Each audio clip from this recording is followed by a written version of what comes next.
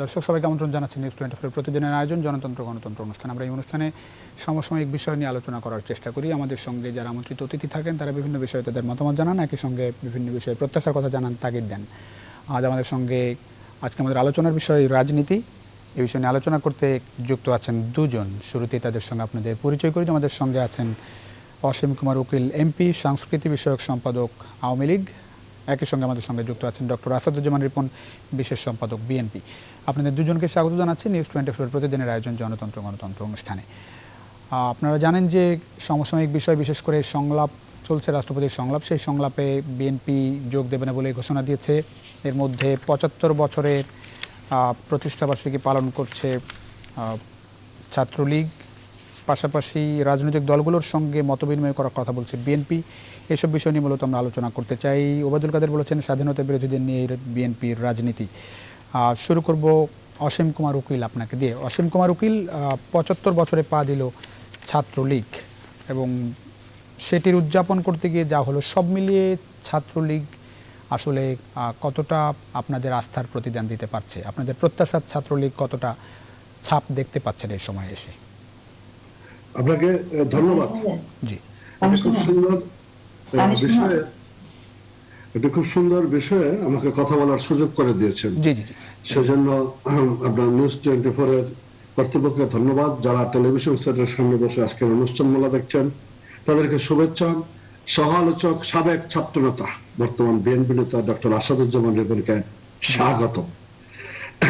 ছাত্রলীগের প্রতিষ্ঠা বার্ষিকীর শুরুতেই আমি বাংলাদেশ ছাত্রলীগের সাবেক বর্তমান নেতৃবৃন্দকে শুভেচ্ছা জানাচ্ছি, অভিনন্দন জানাচ্ছি। আপনার ছাত্রলীগ সম্পর্কে 1973 সালে বাংলাদেশ ছাত্রলীগের কেন্দ্রীয় সম্মেলনে রমনায় হয়েছিল। কেন্দ্রীয় সম্মেলনে বঙ্গবন্ধু বলেছিলেন ছাত্রলীগের ইতিহাস বাংলাদেশের ইতিহাস। সেই কথার উপর যথাযথ শ্রদ্ধা রেখে গুরুত্ব আরোপ করে আমি যেটা বলতে চাই, এদেশের যা কিছু সুন্দর, এদেশের যা কিছু অহংকার, যা কিছু গর্বের, যা কিছু ইতিহাসের, তার সবকিছুতেই ছাত্র রাজনীতির ছোঁয়া আছে। আর সেই ছাত্র রাজনীতির সর্বাগ্রে আছে বাংলাদেশ ছাত্রলীগ। শিক্ষার মহান লক্ষ্যে শান্তির অন্বেষণে প্রগতির পতাকাবাহী সংগঠন বাংলাদেশ ছাত্রলীগ। ছাত্রলীগের মূলনীতি হলো শিক্ষা, শান্তি, প্রগতি। এটাকে ধরে এগিয়ে যাচ্ছে, আমরা সম্মুখপানে এগোতে চাই। আমি আজকে যখন 75 বছরের ছাত্রলীগ নিয়ে আলোচনা করছে, খুব স্বাভাবিকভাবেই ছাত্রলীগের প্রতিষ্ঠাতাদের কথা স্মরণ করতে হয়। ছাত্রলীগের প্রতিষ্ঠা করেছিলেন বঙ্গবন্ধু। দ্বিজাতি তত্ত্বের ভিত্তিতে সৃষ্ট পাকিস্তানের রসালোক নিয়ে বঙ্গবন্ধু বলেছিলেন, এই পাকিস্তান, এই পূর্ব পাকিস্তান, এই বঙ্গের বাঙালিদের আশা আকাঙ্ক্ষার কোনো বাস্তবায়ন করতে পারবে না, আশা আকাঙ্ক্ষার প্রতিফলন ঘটাতে পারবে না। সেই লক্ষ্যে ছাত্রলীগ করা। কতটা করেছে আশা আকাঙ্ক্ষার প্রতিফলন, কতটা ঘটাতে পেরেছে? 1948 সাল থেকে 71 পর্যন্ত সবকিছু ছাত্রলীগের নেতৃত্বে হয়েছে। এখনকার বাস্তবতা এসে বাংলাদেশ আজকে যখন কথা বলছি তখন নিঃসন্দেহে ছাত্রলীগ নিয়ে কথাবার্তা আছে, কথাবার্তা নেই তা না। কিন্তু আমি এই ছাত্রলীগকে বিবেচনা করার ক্ষেত্রে কিছু বিষয় সবারই আলোচনার টেবিলে রাখার জন্য বলবো। মানে পরাধীনতার শৃঙ্খল মুক্তির সংগ্রামে কিন্তু তরুণ যুবক ছাত্ররা জীবন বাজি রেখে লড়াই করে, সেটাই স্বাভাবিক। আবার স্বাধীন দেশের স্বর্গটা হলো অর্থনৈতিক মুক্তির সংগ্রাম। সেই অর্থনৈতিক মুক্তির সংগ্রামে সহযোগী সংগঠনগুলি একটি নির্দিষ্ট মাত্রায় দায়িত্ব পালন করে থাকে।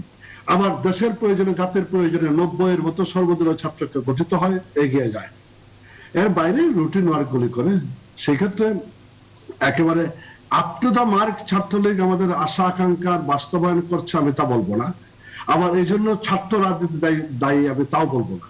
প্যারেন্ট অর্গানাইজেশন বাংলাদেশের সামগ্রিক রাজনৈতিক অবকাঠামোতে দাঁড়িয়ে বাংলাদেশ ছাত্রলীগ করোনা কালে মানুষের সেবা দেওয়ার চেষ্টা করেছে, খেতে গিয়ে কৃষকের পাশে থেকে ধান খেতে সাহায্য করেছেন, ক্যাম্পাসে শান্তিপূর্ণ একটি অবস্থান রাখার, সন্ত্রাস মুক্ত একটি অবস্থান রাখার চেষ্টা করেছে, শাসনজট মুক্ত ক্যাম্পাস তৈরি করার চেষ্টা করেছেন। এই জায়গাগুলো তৈরি হয়েছে। কিন্তু এটাও ঠিক, যেটা জানতে চাচ্ছেন আপনি, ছাত্রলীগ আমাদের অহংকার, সেই অহংকারের জায়গাটার আগের মতো জায়গায় নেই। আবার গদবাধা বলে বাংলাদেশে যখন ঠিকাদারি গুলি হচ্ছে অনলাইন, তখন বলছে যে ঠিকাদারিতে নিযুক্ত ছাত্রলীগ। যখন সমস্ত ক্যাম্পাস তৃণমূল পর্যন্ত ভর্তিগুলি হচ্ছে অনলাইনে, তখন বলছে যারা ভর্তি বাণিজ্য করছে। এইগুলি মানে একদম গদবাঁধা কথা, একেবারে গদবাঁধা কথা বলছেন আপনি, মানে এই অভিযোগগুলোর ভিত্তি নেই তাই বলছেন? হ্যাঁ, এটা কথার কথা, কারণ যৌক্তিকভাবে এগুলো টিকে না। আচ্ছা, আমি আজকের প্রসঙ্গে আসি যে আজকে যে আপনার প্রতিষ্ঠাবার্ষিকী উপলক্ষে যে আয়োজন ছিল, প্রতিষ্ঠাবার্ষিকীর উদ্বোধনী অনুষ্ঠানে ঢাকা বিশ্ববিদ্যালয়ের অপরাজেয় বাংলার সামনে দুই পক্ষের সংঘর্ষ হয়েছে। সেখানে সংঘর্ষ থামাতে গিয়ে সাধারণ সম্পাদক লেখক ভট্টাচার্য আহত হয়েছেন, পরে হেলমেট পরিয়ে তাকে হাসপাতালে নেওয়া হয়েছে। এই বিষয়টিকে আপনি আসলে কিভাবে দেখেন? বাহ, এটা আমি খবরটা পাইনি, আমার খুব ভালো লাগছে। ছাত্ররা হয়তো মারামারি করবে, তো আর বৃদ্ধরা করবে না। ছাত্রদের মধ্যে মানে সংঘর্ষকে আপনি পজিটিভলি দেখছেন? হ্যাঁ, গোটাগুটি হবে, এটা প্রাণ, এটা ছাত্র রাজনীতির প্রাণ, উচ্ছ্বাস, আবেগ, ভালোবাসা, তেড়ে যাওয়া, আবার জসিমউদ্দিন হল শাখা, ঢাকা কলেজ শাখা, দুই পক্ষের সংঘর্ষ। না, আমি বলছি তো, হ্যাঁ ঠিক আছে, যে এটা আমি অস্বাভাবিক হিসেবে নিচ্ছি না। নিয়ন্ত্রণের বাইরে গিয়েছে কিনা তা বড় কথা, নিয়ন্ত্রণের বাইরে যায়নি। জি, আমি একটু মতামত একটু নিয়ে আসি। আমাদের সঙ্গে ডক্টর আসাদুজ্জামান রিপন আছেন। একটু আপনার চোখে ছাত্রলীগ অনেক, নিশ্চয়ই ছাত্রলীগের হাত ধরে অনেক সফলতা এসেছে, সেই জায়গা থেকে সব মিলিয়ে আপনার চোখে ছাত্রলীগ অতীত বর্তমান এখনকার বাস্তবতা একটু মাথায় নিয়ে প্রত্যাশা কতটা রাখতে পারছে ছাত্রলীগ আপনার চোখে, যদিও আপনি বিরোধী পক্ষে রাজনীতি করেন তারপরেও? জি, আনমিউট করতে হবে রিপন ভাই, একটু আনমিউট করবেন কাইন্ডলি, আপনাকে শুনতে পাচ্ছেন না। জি, প্রশ্ন শুনতে পাচ্ছেন নিশ্চয়ই?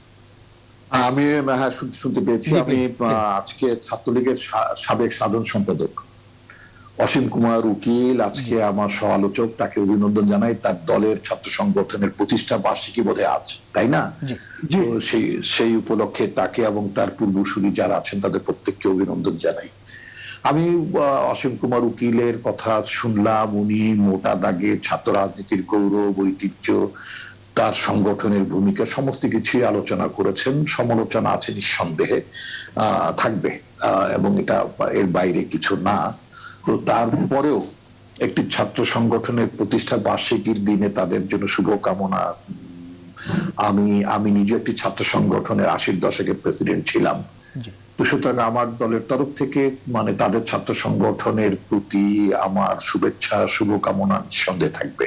আমরা আসলে একটা যেটা বলে আমরা একটা নতুন রাজনীতি বলতে বোঝাচ্ছি যে আমাদের 50 বছর স্বাধীনতার 50 বছর, তাই না? তো এখন এই 50 বছর পেরিয়ে আমরা 51 বছরে পা দিয়েছি। তো এমনি একটি প্রেক্ষিতে আমাদের দেশকে এগিয়ে নিয়ে যাওয়ার জন্য যে রাজনীতি দরকার, যে রাজনৈতিক সংস্কৃতি দরকার, সেখান থেকে বোধহয় আমাদের গোটা দাগে আমাদের রাজনৈতিক সংস্কৃতির ব্যাপক ধরনের আপনার অবনতি হয়েছে, ছাত্র রাজনীতির অবনতি হয়েছে, মানে সবকিছু মিলিয়ে এখান থেকে আমরা কি করি? ডক্টর আসাদুজ্জামান, এই জায়গায় আমি ছাত্রদল ছাত্রলীগ নিশ্চয়ই তুলনা করতে আমি এখানে চাই না, অনেক বড় আলোচনা সমালোচনা দেখছে। আমি একটু জানতে চাই, ছাত্র রাজনীতি থেকে অনেক ভালো ভালো নেতা এসেছে যারা বাংলাদেশকে নেতৃত্ব দিয়েছে, সেই ঘাটতিটার জায়গাটা নিয়ে অনেক বেশি আলোচনা সমালোচনা হয়েছে। পেছনের কারণটা একটু যদি আপনার কাছ থেকে জানতে চাই, মানে কি কারণে এই জায়গাটা মানে খুব ভালো ভালো কাউকে আসলে পাওয়া যাচ্ছে কি রাজনীতিতে যারা সামনে নেতৃত্ব দিয়েছে? এটার কারণ হচ্ছে যে আমাদের দেশে যাদের কথা বললেন, যে আমাদের দেশে অনেক রাজনৈতিক নেতার মানে কি হয়েছে, মানে ছাত্র সংগঠন, তারা সংগঠন থেকে এসেছেন, এবং ছাত্র রাজনীতি যারা করেন তারাই পরবর্তীতে মূল রাজনৈতিক দলে বড় নেতৃত্বে আসেন, এটি স্বাভাবিক। এর বাইরে আসেন না তাও বলা যাবে না, এর বাইরেও আসেন। কিন্তু আসলে ছাত্র রাজনীতির চর্চা করতে করতে করতে আপনার এরাই তো আপনার মানে মূল রাজনীতির মানে হাল ধরেন। যদিও মানে নির্বাচনী আইন অনুযায়ী বাংলাদেশের প্রধান রাজনৈতিক দলগুলো ছাত্র সংগঠন হিসেবে অঙ্গ সংগঠন রাখার কোনো সুযোগ নেই, কিন্তু এটা আসলে কাগজে কলমে। কিন্তু মূল কথা হচ্ছে যে প্রতিটি ছাত্র সংগঠনের কিন্তু মূল অভিভাবক, সাংগঠনিক অভিভাবক কিন্তু তাদের পার্টির প্রধানই, তাই না? তো আমি যে কথাটি বলতে চাচ্ছি সেটা হচ্ছে যে আপনার নিঃসন্দেহে আমাদের তো মানে জাতীয় রাজনীতির যে শূন্যতা, মানে শূন্যতা বোঝাচ্ছি, আমাদেরও কিন্তু বয়স হয়েছে, এটাও সত্য কথা, তাই না?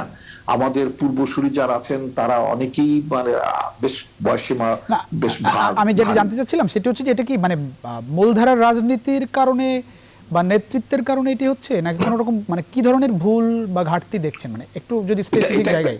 এটা একটা খুব বড় আলোচনা, আপনি একেবারে এত স্বল্প পরিসরে এত বড় আলোচনার জায়গায় তা নিয়ে যাওয়া যাবে না। আমি বলতে চাচ্ছি যে বাংলাদেশের রাজনীতিতে ক্রমাগত ভাবে বাংলাদেশে অনেক সংস্কৃতির অবস্থা পাল্টে গিয়েছে, তাই না? রাজনৈতিক দলগুলোর ছাত্র সংগঠনগুলো লেজুর বৃত্তির কাজে বেশি ব্যস্ত। এটা যদিও আমি বলেছি যে আইন অনুযায়ী রাজনৈতিক দলগুলোর ছাত্র সংগঠন অঙ্গ সংগঠিত থাকার কথা না, সহযোগী সংগঠন থাকার কথা, কিন্তু মূলত ওই জায়গাটিতে নেই। কিন্তু এটার একটি ভালো দিক আছে, একটা মন্দ দিক আছে। ভালো দিকটা হচ্ছে যে মূল রাজনৈতিক দলগুলোর নেতৃত্ব পূরণ করার জন্য, শূন্যতা পূরণ করার জন্য যারা ছাত্র রাজনীতিতে ছিলেন, আছেন বা ভবিষ্যৎ থাকবেন, তারা সেই শূন্যতাটা পূরণ করবেন। কিন্তু সেই জায়গাটাও সংকুচিত হয় তখনই যখন দেখা যায় যে রাজনীতি করে আসা লোকজনের জায়গাটিতে যখন ব্যবসায়ী, টেকনোক্র্যাট এবং মানে সরকারে অনেকদিন চাকুরি বাকুরি করেছেন, মানে গাছেরটা খেয়েছেন, তলেরটা কুড়িয়েছেন, এবং এরপরে সবটাই যাতে মানে ইয়ে করা যায়, মানে আয়ত্ত করা যায়, এই জাতীয় পরিস্থিতি যখন চলে যায় তখন আসলে ছাত্র রাজনীতি থেকে জাতীয় রাজনীতিতে ভূমিকা রাখার জায়গাটা অনেক সংকুচিত হয়।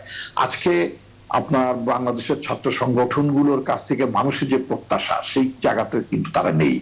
এখন দেখা যাচ্ছে যে রাজনৈতিক দলগুলোতে ছাত্র সংগঠনগুলো তাদের মূল রাজনৈতিক দলের এজেন্ডাগুলি তারা বেশিরভাগ পালন করেন। এখানে সাধারণ ছাত্রদের যে মানে অধিকারের প্রশ্ন বলেন, আপনার জাতীয় যে প্রশ্ন বলেন, গণতন্ত্রের যে প্রশ্ন বলেন, আমাদের সময় অসীম কুমার উকিল আমরা যেমন জাতীয় রাজনীতিতে 80s দশকে আমরা যখন যে ইস্যুগুলো নিয়ে আমরা যখন আন্দোলন করেছি বা সংগঠনকে বিকশিত করার কাজে এনগেজ করেছি, এখন দীর্ঘ সময় ধরে আমার কাছে যেটা মনে হয়েছে যে ছাত্র সংগঠনগুলোর কাছে এখন জাতীয় ইস্যু অনেক বেশি প্রাধান্য পায় না, আন্তর্জাতিক ইস্যু প্রাধান্য পায় না। একসময় তো আমরা ভিয়েতনাম থেকে শুরু করে, কোরিয়া থেকে শুরু করে বিভিন্ন জায়গায় যেখানে সামরিক শাসন ছিল, স্বৈর শাসন ছিল, তাই না, সেই সমস্ত এবার এমনকি ফিলিস্তিনিদের পক্ষে পর্যন্ত আমাদের ছাত্র সংগঠনগুলোর একটা ভূমিকা ছিল। এখন আপনি খুব লক্ষ্য করে দেখবেন ছাত্র সংগঠনগুলোর এজেন্ডাগুলো, তাদের লক্ষ্যগুলো, কর্মসূচিগুলো অনেক অনেক বেশি সংকুচিত হয়ে গেছে। এটার একটা অন্যতম কারণ হচ্ছে একটি দেশ যখন আপনার গণতন্ত্র চর্চাহীন অবস্থার মধ্যে থাকে, একটা যখন নির্বাচন বিমুখ পরিস্থিতির মধ্যে যখন একটা দেশ চলতেই থাকে, তখন সেখানে ছেলেরা গণতন্ত্র চর্চা করার জন্য সুযোগ পায়নি, ছাত্র সংসদগুলো নির্বাচন হয়নি।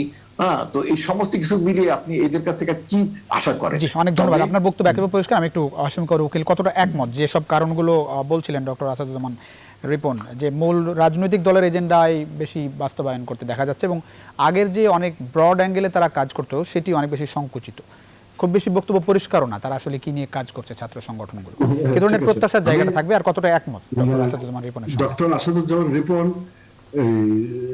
তাদের ছাত্র সংগঠন ছাত্র দলের প্রতিষ্ঠা বার্ষিকী পালন করেছে 1 জানুয়ারি। উনি ছাত্রদল প্রতিষ্ঠার কুশালগ্ন থেকে ছিলেন, প্রথম সারির থেকে ছিলেন, প্রথম দিন থেকে ছিলেন। ওনার অভিজ্ঞতার প্রতি শ্রদ্ধা রেখে কোনো ব্যাপারে দ্বিমতের বিষয় নয়, একটু সম্পৃক্ত করা আগে। আমার কাছে যেটা মনে হয় উনি যথার্থ বলেছেন, আজকের বাংলাদেশে যারা দেশটা চালাচ্ছেন তারা সবাই ছাত্র রাজনীতিতে হাতে করি না। মাননীয় প্রধানমন্ত্রী শেখ হাসিনা বা মহামান্য রাষ্ট্রপতি আব্দুল হামিদ থেকে শুরু করে তারাই, এবং আমি একটু এডিশন করতে চাই কি, যারা ছাত্র রাজনীতি করে আজকে দেশ পরিচালনা করছেন তারা তুলনামূলক ভাবে ভালো ফলাফলও দিচ্ছে। ছাত্র রাজনীতির অভিজ্ঞতা তাদেরকে এতটা সমৃদ্ধ করেছে, এই জায়গাগুলি তৈরি করা হয়েছে। তবে ছাত্র এটা আমরা মাথায় রাখি, অর্থাৎ ছাত্র রাজনীতি হলো নেতা তৈরির কারখানা। এখান থেকেই যারা রাজনীতি করে আসে তারাই পরবর্তী সময় দেশ পরিচালনার দায়িত্ব ভার করে, অর্থাৎ ছাত্র রাজনীতি হলো নেতা তৈরির কারখানা। সেখান থেকে এগিয়ে যেতে চাই। আমাদের মানে ছাত্র রাজনীতিটা কি, আমার কাছে যেটা মনে হয় এই সম্পর্কে ভিন্ন মতের অবকাশ রয়েছে। আমি যখন দেখি কদিন পূর্বে ঢাকা বিশ্ববিদ্যালয়ের মেয়েরা সংগ্রাম করছে, আপনার বিবাহিত মেয়েরা হলে থাকতে পারবে কি পারবে না এই বিষয়টা নিয়ে, বিবাহিত মেয়েরা হলে থাকতে চায়, এই কর্তৃপক্ষ একটা সিদ্ধান্ত ছিল থাকতে দেবে না, তারপরে মেয়েরা আন্দোলন করেছে এবং সাকসেসফুল হয়েছে। এই জায়গাটাকে আমি অ্যাড্রেস করতে চাই। আপনার পৃথিবীর অনেক উন্নত দেশে ছেলে মেয়েরা একই হলে থাকে না, পৃথিবীর অনেক উন্নত দেশেই মেয়েদের, আমাদের ঢাকা বিশ্ববিদ্যালয়ের মেয়েরা, অন্য বিশ্ববিদ্যালয়ের কথা বাদ দিলাম, আমাকে ঢাকা বিশ্ববিদ্যালয়ের মেয়েরা 6টা বা 7টা কিংবা 8টার মধ্যে হলে ঢুকতে হবে, খোয়ারের ভিতর ঢুকতে হবে, একই এরকম কোন জায়গাতে নেই। মানে উন্নত বিশ্বে আর কি আমাদের দেশে এগুলি আছে। এটা একটা ছাত্র রাজনীতি হতে পারে, ছেলেদের মেয়েদের হলগুলি 24 ঘন্টা খোলা থাকবে, রুলস রেগুলেশন। আপনার ঢাকা বিশ্ববিদ্যালয়ের লাইব্রেরিটা রাত্র 10টার পরে বন্ধ হয়ে যায়। কেন এরকম হবে?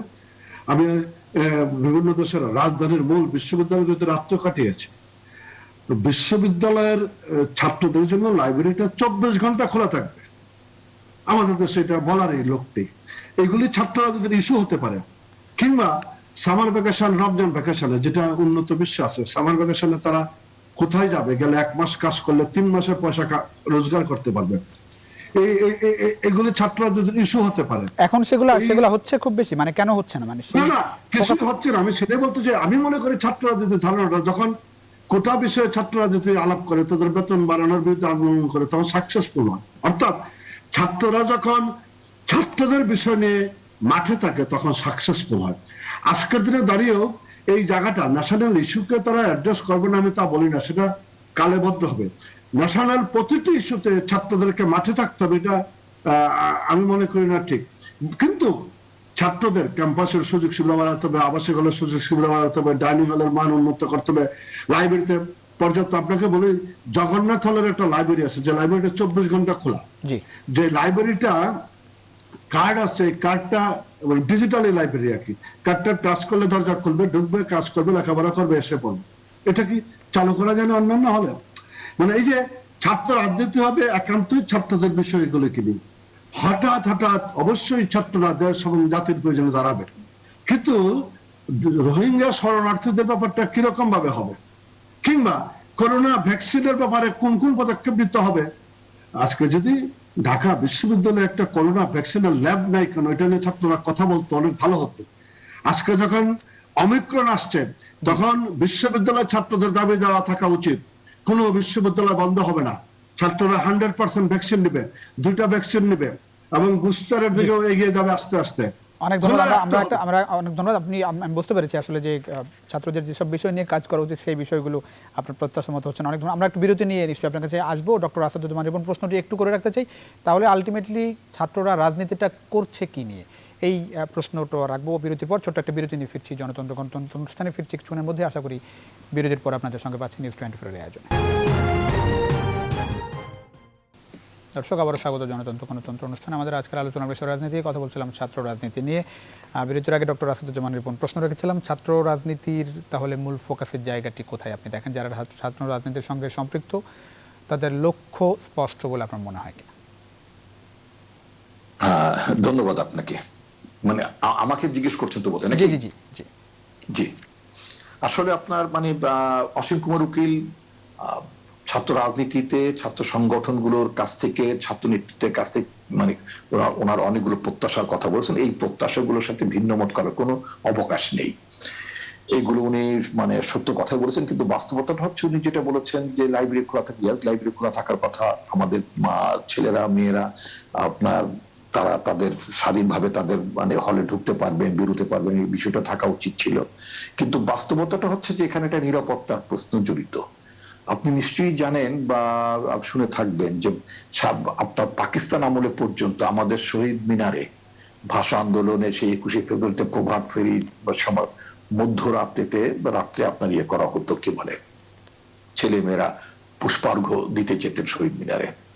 তো সেখানে আপনার আমাদের ছাত্রীদের ছাত্রী হল থেকে যারা এসেছিলেন তৎকালীন সময়, এটা প্রবাবলি 72-73-তে, তখন আপনার সেখানে ছাত্রীরা শ্লীলতাহানির বা শিকার হন, দুর্ঘটনার শিকার হন। এটার পর থেকেই আপনার বিশ্ববিদ্যালয় কর্তৃপক্ষ রাতের বেলায় ছাত্রীদের আপনার শহীদ মিনারে ফুল দেওয়ার যে বিষয়টি, এই ব্যাপারে তারা একটি নিষেধাজ্ঞা জারি করেন। তো এটা তো একটা ঘটনার পরিপ্রেক্ষিতে হয়েছে, এবং সেই জায়গা থেকে কি আসলে বাংলাদেশের শিক্ষা প্রতিষ্ঠানের ছাত্রীদের নিরাপত্তার জায়গাটির উত্তরণ ঘটেছে কিনা, অ্যাটলিস্ট আমার মনে হয়নি। আপনার এবার এটা বাদ দেন ছাত্রীদের কথা, ছাত্রদের বেলায় যদি বলেন, ক্যাম্পাস, এই পত্র পত্রিকা এসেছে যে ক্যাম্পাস হচ্ছে, আমি ঢাকা বিশ্ববিদ্যালয় ক্যাম্পাসের কথা বলছি, অন্যান্য বিশ্ববিদ্যালয় তো আছি, ক্যাম্পাস হচ্ছে আপনার ছিনতাইকারীদের অভয়ারণ্য। তো এই যে আপনার এই যে নিউজগুলো আসতো, যে অভিযোগগুলো আসতো, এই ধরনের পরিস্থিতি আসলে মানে সারা রাত আপনার মানে হল খোলা থাকবে অথবা ছাত্রছাত্রীরা নিরাপদে চলাচল করতে পারবে, এটা আসলে খুব মানে আপনার নিরাপত্তার বাস্তবতায়, অথবা আমরা আমাদের দুর্ভাগ্য জনকভাবে আমাদের যেই ঘটনাগুলো 72-73-এ ঘটেছে সেই ঘটনার থেকে যে কোন উত্তরণ ঘটেছে এটা আমি মানে আমাদের চোখে পড়েনি। তো সেজন্য জি ডক্টর আসাদুজ্জামান ছোট্ট করে যদি একটু বলেন প্রত্যাশার জায়গাটা আপনার ছাত্র রাজনীতির কাছ থেকে। ছাত্র রাজনীতির কাছে প্রত্যাশার জায়গা অসীম কুমার, আমি আলোচনাটা যাতে আমরা অন্য পরিসরে আলোচনা করতে পারি, অসীম কুমার উকিল যে প্রত্যাশার কথাগুলো বলেছেন সেই প্রত্যাশার থেকে আমার প্রত্যাশা খুব বেশি ভিন্ন তা নয়। যে প্রত্যাশার সাথে ওনার সাথে আমি মোটা অংশে আমি একমত, কিন্তু আমি সাথে এটাও মনে করি যেমন আমি ছাত্রলীগের এক সময় সাধারণ সম্পাদক ছিলেন, সভাপতিও ছিলেন ভদ্রলোক, এখন আমাদের দল করেন শাহ মজম হোসেন। উনি নিজে বলেছেন এবং একজন বড় মাপের সাংবাদিক, উনি ইন্তেকালও করেছেন, তিনি ছাত্র রাজনীতির আপনি যে প্রস্তুতি করলেন প্রত্যাশার জায়গায়, ওই প্রত্যাশার জায়গাটির প্রশ্ন তুলতে যে একসময় বললেন যে ওই 60-এর দশকে শাহ মজম হোসেন যখন ছাত্রলীগের প্রেসিডেন্ট অফ দ্য সেক্রেটারি ছিলেন তখন তারা পত্রিকায় বিবৃতি দিলেন পাটের মূল্য বৃদ্ধির ব্যাপারে। তো এই যে বিবৃতিটা দিলেন যে পাটের মূল্য বৃদ্ধি করতে হবে এবং বলা ছিল যে আমার কৃষক পিতা যেই পাটের যে মূল্য পান সেই মূল্য যথেষ্ট নয়, এই পাটের মূল্য বৃদ্ধি করতে হবে, কারণ আমার এই কৃষক পিতার এই পাট বিক্রির টাকা থেকে আমার শিক্ষা ব্যয় নির্বাহ আমার পরিবার চলে। অর্থাৎ ছাত্ররা কিন্তু অর্থনৈতিক এবং নানা ইস্যুতে তার পরিবার যেমন বিভিন্ন গুরুত্বপূর্ণ ইস্যুগুলোতে স্বার্থ সংশ্লিষ্ট জনগণের স্বার্থ সংশ্লিষ্ট বিষয়গুলো তো নিয়ে ছাত্র রাজনীতির অবশ্যই থাকতে, এবং তারা সেই কথাগুলো বলবেন না কেন, এটা তো তাদের একটা রাজনীতির চর্চার ব্যাপার। উনি আরেকটা কথা, অনেকগুলো কথা বলেছেন, এর মধ্যে আমি শুধু একটু যুক্ত করতে চাই। যেমন মনে করুন আমি যদি যুক্তরাষ্ট্রের কথা যদি ধরি, যুক্তরাষ্ট্রে সেখানে স্টুডেন্টরা ইন্টার্নশিপ করে মানে পলিটিশিয়ানদের আন্ডারে, ওখানকার কংগ্রেসম্যান সিনেটরদের আন্ডারে ইন্টার্নশিপ করে, সেখানে আপনার কংগ্রেশনাল কমিটির আন্ডারে ইন্টার্নশিপ করে। আমাদের যারা ছাত্র আছেন, আমি ছাত্র সংগঠনের কথা বলবো না, ছাত্রছাত্রীদেরকে যারা আগামী দিনে যারা নেতৃত্বের জন্য নিজেদেরকে বিকশিত করতে চান, প্রস্তুত করতে চান, আমাদের দেশে তো আমাদের কাঠামো অনুযায়ী আমাদের একটা পার্লামেন্ট আছে, পার্লামেন্টারি কমিটিজ আছে, এখানে এমপিজ আছেন, পার্লামেন্টারি কমিটির চেয়ারম্যান আছেন, সেই সমস্ত জায়গাগুলোতে আপনার কি করে আপনার বিল উত্থাপন হয়, বিল মেক করা হয়, তাই না, ডিবেটস গুলো কিভাবে তৈরি, এই সমস্ত নানা প্রক্রিয়ার মধ্যে ছাত্ররা তারা ইন্টার্নশিপ করতে পারে। তো তার আগে এই যে প্রত্যাশার যে কথাটা বলবো, তার আগে তো সর্বপ্রথম কোনটা দরকার? সর্বপ্রথম দরকার তো দেশে জনগণের একটা সরকার প্রতিষ্ঠা হওয়ার। জনগণের সরকার প্রতিষ্ঠা হলে এবং জনগণ যদি সেখানে ভোট দিতে পারতো, আজকে তো আপনার মানে জনগণের ভোটের ব্যবস্থাটাই নাই। তো এই জায়গা থেকে তো আমাদের তো গ্রাজুয়েশন, এলডিসির গ্রাজুয়েশন হচ্ছে বড় গ্রাজুয়েশন, যেটা দরকার আমাদের ডেমোক্রেটিক্যালি, আমাদের ডেমোক্রেসির, আমাদের ইলেকট্রাল প্রসেসের গ্রাজুয়েশন দরকার, যেখানে আমরা একেবারেই মানে খুব অনুন্নত জায়গার মধ্যে আছি। আমাদের নির্বাচন তো বেলারুশের চেয়ে ভালো নির্বাচন হচ্ছে না, বেলারুশ যেই কারণে আপনার বা নিকারাগুয়ার চেয়ে ভালো নির্বাচন আমাদের দেশে হচ্ছে না, তাই না? তো সেজন্য বেলারুশ যেই কারণে স্যাংশনের মুখে পড়ে, নিকারাগুয়া যে কারণে স্যাংশনের মুখে পড়ে বা সমালোচনার মুখে পড়ে, সেই বিষয়গুলো তো আমাদের দেশে চলছে। সুতরাং এইসব বিষয়গুলোতে অ্যাড্রেস করতে হবে। আপনি শুধু ছাত্রদেরকে তো আপনি একটা বিচ্ছিন্ন দ্বীপে ছাত্র বসবাস করে না, সমস্ত সবকিছু মিলিয়ে আপনি এগুলো সব মিলিয়ে প্রভাব আসলে ছাত্র রাজনীতির উপর পড়ছে। অনেক ধন্যবাদ অসীম কুমার। আসতে চাই অসীম কুমার উকিল আপনার কাছে। অসীম কুমার উকিল, আমি এই বিষয়ে ডক্টর আসাদুজ্জামান রিপন বলবেন, আমি একটু আপনার কাছ থেকেই শুনে আসতে চাই। রাজনৈতিক দলগুলোর সঙ্গে মত বিনিময় করবে বিএনপি, এরকম একটি বিজ্ঞপ্তি দেওয়া হচ্ছে। বিএনপি মহাসচিব ফখরুল ইসলাম আলমগীরের সই করা বিজ্ঞপ্তিতে এই কথা জানানো হয়েছে। কবে থেকে এই বৈঠক শুরু করবে বিএনপি মত বিনিময়, সেটি এখন পর্যন্ত বলা হয়নি। এর আগে বিএনপি নিশ্চয়ই আপনি জানেন যে ঘোষণা দিয়েছে তারা চলমান রাষ্ট্রপতির সংলাপে যাচ্ছেন। রাষ্ট্রপতির সংলাপে না গিয়ে তারা নিজেরা রাজনৈতিক দলগুলোর সঙ্গে মত বিনিময় করবে বলে জানিয়েছে। কিভাবে দেখেন বিষয়টি আপনি? মানে এটি তো স্বাভাবিক, রাজনীতি করতে গেলে শুধু নিজের দলের মধ্যে আলাপ আলোচনা সীমাবদ্ধ থাকবে তা না, বাইরের অপর ক্রিয়াশীল সংগঠন সবগুলির সাথেই রাজনীতির আলোচনাগুলো চলবে। মানে এতদিন কেন চলে নাই সেই প্রশ্নটা করা যেতে পারে, কিন্তু আলাপ আলোচনা করবে এটা নিয়ে তো দ্বিমতের কোনো অবকাশ নেই বা সমালোচনার কোনো সুযোগ নেই। এটা খুব ভালো কথা, এটাই রাজনীতির স্বাভাবিক প্রক্রিয়া। আগামী 2 বছর পরে জাতীয় সংসদ নির্বাচন হবে, দ্বাদশ জাতীয় সংসদ নির্বাচন। সেই নির্বাচনকে ঘিরেই রাজনৈতিক দলগুলি সবাই তাদের কর্মকাণ্ডে নিয়োজিত। মহামান্য রাষ্ট্রপতির যে সংলাপ অনুষ্ঠান, সেটাও আগামী দিনের নির্বাচনগুলিকে কিভাবে পরিচালনা করা যায় সেজন্য, সেটা তাদের বিএনপির একান্ত দলীয় সিদ্ধান্ত, তার আলোচনায় যাবে না। কিন্তু আবার অন্যান্য রাজনৈতিক দলগুলির সাথে আলোচনা করবে, সেখানে আলোচনার বিষয়গুলি নিঃসন্দেহে দ্বাদশ জাতীয় সংসদ নির্বাচনকে ঘিরে থাকবে, নির্বাচন প্রক্রিয়া থাকবে, নির্বাচন কমিশন নিয়ে থাকবে। অর্থাৎ মানে ঘুরে ফিরে রাজনীতির মাঠে থাকছে বিএনপি। এটা রাজনীতির জন্য সুখবর, এটা ভালো দিক। কারণ আলাপ আলোচনার বিকল্প আলাপ আলোচনা, এর বিকল্প রাজনীতিতে অন্য কিছু নয়। অন্য যা কিছু আছে তা সব অরাজনৈতিক। বিএনপি এতদিন তাদের দলীয় প্রধানের মুক্তির দাবিতে চিকিৎসার জন্য রাজধানী কেন্দ্রিক বিভিন্ন কর্মসূচি গ্রহণ করেছে। সাম্প্রতিককালে রাজধানীর থেকে ঢাকার বাইরে গিয়েছে, বিভাগীয় শহরগুলিতে করেছে, এখন জেলা শহরগুলি করছে। এটাই তো স্বাভাবিক। এই স্বাভাবিক প্রক্রিয়াটা স্বাভাবিক পথে অব্যাহত থাকবে, যা রাজনীতির গণতান্ত্রিক প্রক্রিয়াকে শক্তিশালী করবে, গণতন্ত্রের বিকাশমান ধারাগুলিকে আরো সুদৃঢ় ভিত্তির উপর দাঁড় করাবে। রাজনীতির মাঠের একজন কর্মী হিসেবে, একজন সাংগঠনিক হিসেবে এটা আমি খুব পজিটিভলি দেখছি। আমি তাদেরকে জি, আমি একটু ডক্টর আসাদুজ্জামান রিপনের কাছ থেকে আসতে চাই। ডক্টর আসাদুজ্জামান রিপন, ঠিক কী কারণে রাজনৈতিক দলগুলোর সঙ্গে বিএনপি মত বিনিময় করতে চায়? এই জায়গায় কি আওয়ামী লীগকেও আপনারা ডাকতে চান কিনা?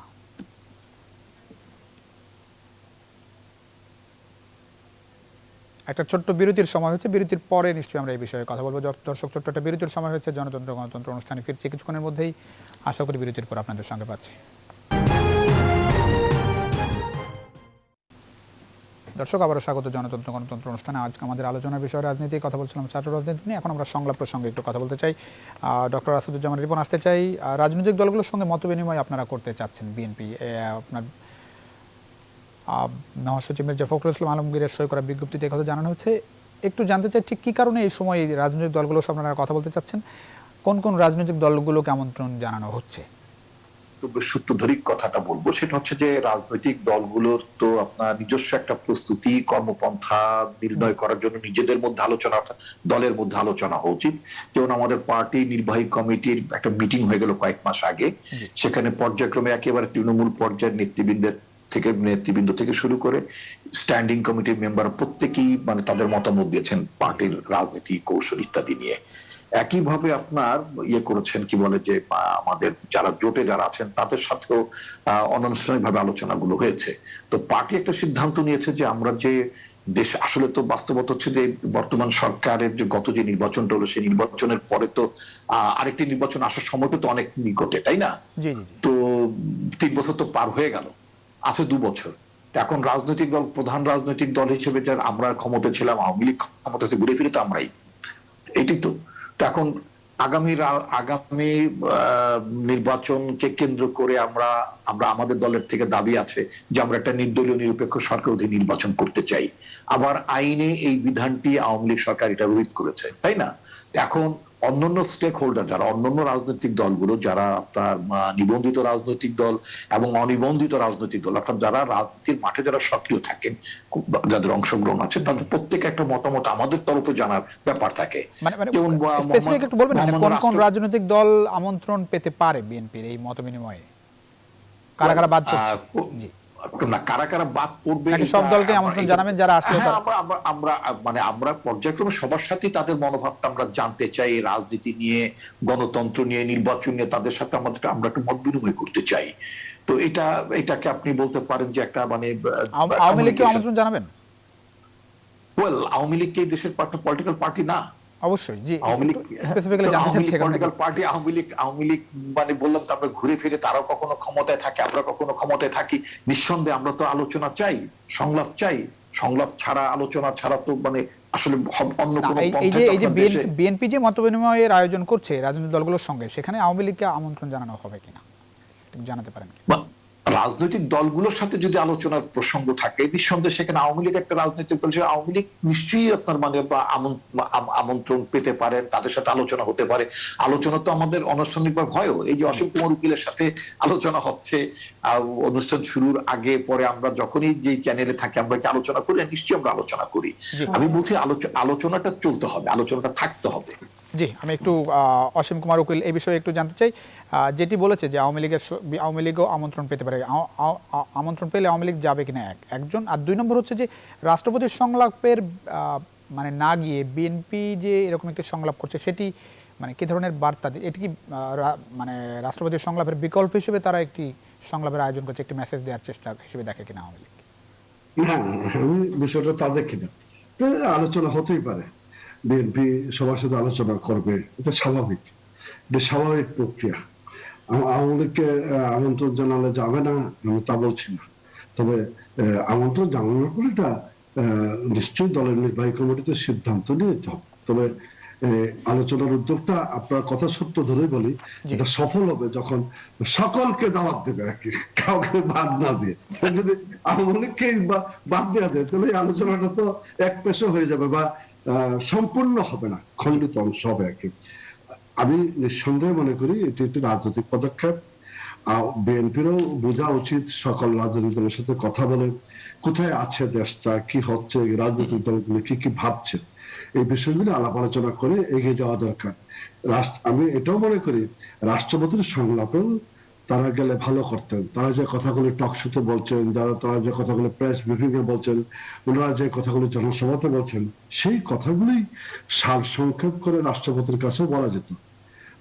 বলা গেলে রাজনীতির কালচারটাকে সমৃদ্ধ করা যেত আর কি, নানান কটু কথা থেকে বিরত রাখা, যাতে রাজনীতির অপশক্তিদের থাবা থেকে নিজেদেরকে রক্ষা করা যেত।